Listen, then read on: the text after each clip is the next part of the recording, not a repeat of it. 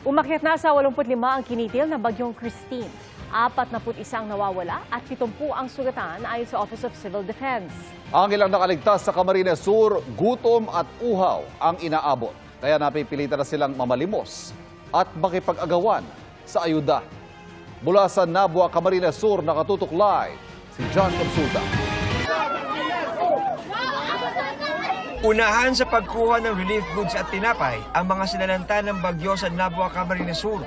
Bata matanda, kanya-kanyang taas ng kamay sa pag-asang sila ang makakakuha ng binababang biyaya mula sa isang pribadong truck na nagdala ng tulong sa mga nasalanta. Ganyan ang sitwasyon ngayon mga kapuso dito sa bahagi ng Nabua Highway. Nag-aagawan yung ating mga kababayan. Papa! Habang inaabutan. Sa tuwing may darating na sasakyan na may dalang pagkain, napapatakbo sila. Sa ngayon, sa gilid ng highway sa Baaw at Nabua na sila naglalagi at nagtayo ng barong-barong. Ngayong lubog pa rin sa baha ang kanilang mga bahay. May mga namamalimos din sa mga dumaraang sasakyan. Yung binutas ng asawa ko para makalabas kami dyan. Baka kami nalunod na dyan. Kailangan po namin pagkain talaga po. Humingi po ako ng konting donations. Nakalikom po ako kahit papano ng pang-donate. Malawakan pa rin ang baha sa Camarines Sur.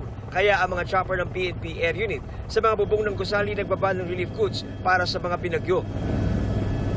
Nakapaghatid na rin ang mga otoridad ng tulong sa mga isolated na barangay sa Buhi, Kamaligan, Milaor, Baaw, Bula at Nabua. Namimigay rin ng libreng tubig sa ilang lugar sa Albay at Camarines Sur ang pulisya. Kahit walang pagkain, basta may water, magsusurvive ang tao. Lilipat naman natin yung truck sa ibang lugar na mas may nangangailangan po. Ang relief goods ng GMA Kapuso Foundation, in-airlift sa mga isolated na lugar sa Bula, Camarines Sur at Libon, Albay sa tulong ng chopper ng Air Force at Malacanang. Nagpakain din sila sa ilang nasalanta sa Binabalak, Camarines Sur at sa Tuwigirao sa Cagayan.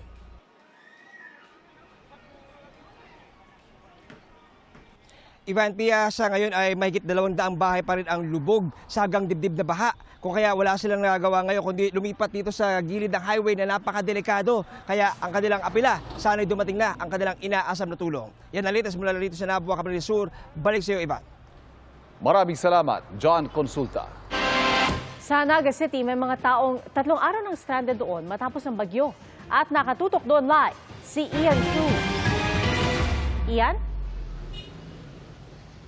Pia, katatapos lamang ng pag-ulan dito na siyempre ay nagdulot ng pangamba muli sa mga residente, gayon din sa mga nakastranded na mga motorista. At Pia, sa aking likuran, ito yung bahagi ng 2 hanggang 4 na kilometrong stretch ng pila ng mga sakyan na palabas dito sa Naga papunta ng direksyon ng Maynila. Ang pinalalabas na prioridad, Pia, ay yung malalaki pa lamang na mga sakyan gaya ng mga bus at nung mga truck. At may mga pinapayagan na rin, Pia, na mga matatangkad na mga SUV at mga pick-up, pero yung talagang maliliit pa gaya ng mga kotse at van ay hindi pa pinapadaan dahil may baha pa sa bayan ng Milaor.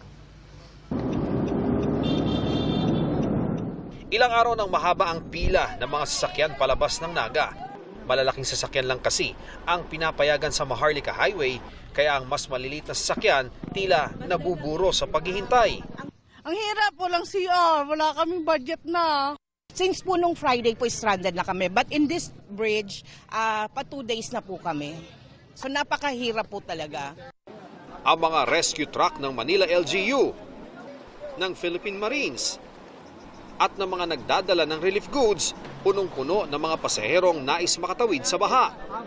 Dito sa bukana ng Naga City, talagang matindi pa rin ang baha at hanggang doon na ito patungo sa direksyon ng bayan ng Milaor. Kaya hanggang sa mga sandaling ito, mga malalaking truck lamang ang nakakadaan dahil yung mga nagsubok daw na mga SUV o yung mga pick-up ay tumitirik pa rin sa bahaging yon dahil hanggang Bewang pa raw ang pinakamataas na antas ng baha. Alternate po. So we are giving chance yung sa 50 vehicles na galing pong Maynila and vice versa, mayroon pong sasakyan din na 50 vehicles na going Metro Manila. Ang mga estudyante mula Tagkawayan, Quezon na natrap sa baha sa Naga, nasundo na ng kanilang LGU. Mahirap po kasi wala po kaming pangkonsumo nun kaya tiis lang po. Ang MMDA Public Safety Team at BFP may on-site water purification at nagbigay ng inuming tubig. Balot na makapal na putik ang sentro ng Naga sa paghupa ng baha. Sa bayan ng Kamaligan, isa ang naitalang nalunod ayon sa MDRRMO. Pahupa na ang baha sa 13 barangay pero may lugar pang abot balikat ang tubig.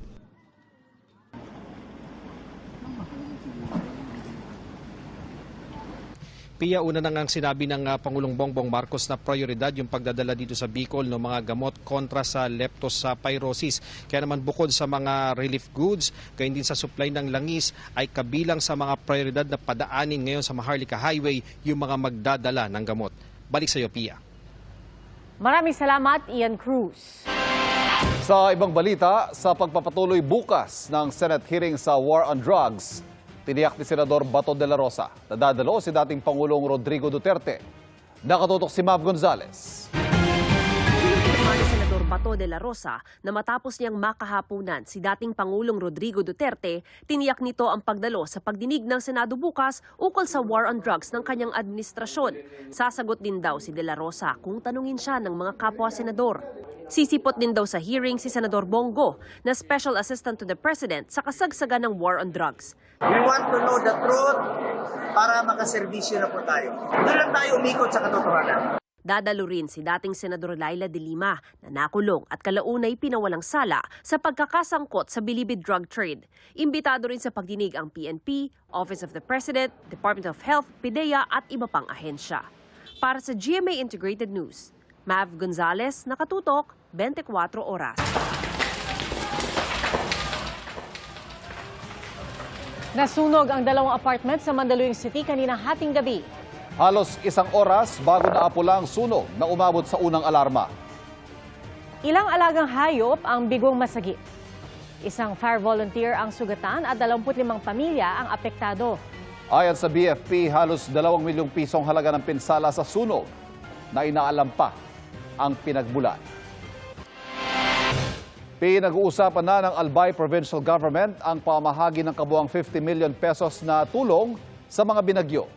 Kinukumpunin na rin ang mga nasirang kalsada. At mula sa Ligao, Albay, nakatutok live si Chino Gaston. Chino. Iba, malaking abala para sa mga kababayan nating tumatawid mula sa bayan ng Ligao papuntang Pio Duran. Dahil nga naputol itong isang bahagi ng Pio Duran Road dito sa may bulubunduking lugar ng Ligao dahil nga sa malakas na buhos ng tubig sa pagdaan ng bagyong Christine. Dumating kanina sa Daraga International Airport ang C-130 cargo aircraft ng Singapore Air Force para maghatid ng relief goods sa Albay. Dagdag ito sa ayudang minamadaling maihatid sa tinatayang 12,000 na pamilyang nasa evacuation centers pa. Abala ang provincial government sa pagripak ng mga bigas at pagkain para sa mga bayan ng Uwas, Pulanggi at Libon na may baha pa sa ilang lugar. Samantala, nadaraanan na ang kalsada sa barangay Masarawag sa Ginubatan, Albay na natabunan ng lahar matapos umapaw ang ilog. Wala pa rin kuryente sa bayan ng Pio Duran. Pero sa bayan ng Ligao, minamadali ang pagsasaayos ng Pio Duran Road na gumuho ang kalahati dahil sa landslide. Isang lane lang ang pwedeng madaanan pero mapanganib dahil sa lalim ng bangin. Ayon sa Albay Provincial Safety and Emergency Management Office, aabot sa 1.3 billion pesos ang pinsala ng bagyo sa infrastruktura ng lalawigan. Nagpulong kanina ang mga opisyal ng Albay Provincial Government para pag-usapan kung paano ipamamahagi ang 50 million pesos assistance na ibinigay ng Pangulong Marcos. Pag-uusapan din ang paghahanda sakaling maapektuhan ang lalawigan ng paparating na bagyong Leon. Kanina, 4 na truck ng bigas na mula sa National Food Authority at Food Terminal Incorporated ang dumating para sa mga taga-Naga. Kahapon, naghatid na rin ng emergency food truck ang Australian Ambassador sa Pilipinas para sa mga taga-Camarines Sur. Yung pagkain, preferably ready to eat, although pwede din naman po yung mga food packs. And water. Nasa recovery na tayo. So pinaghahandaan na rin namin yung kung mga susunod pang mga ganitong sitwasyon.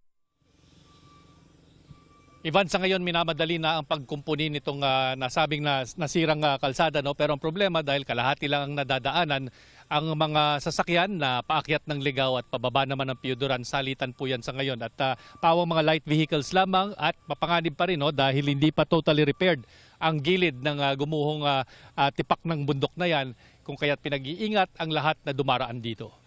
Ivan. Maraming salamat, Chino Gaston. Sa gitna po ng paglilinis sa mga nicho bago ang undas, problema pa rin ang bahang iniwan ng nagdaang unos. Nakatutok si Mark Salazar.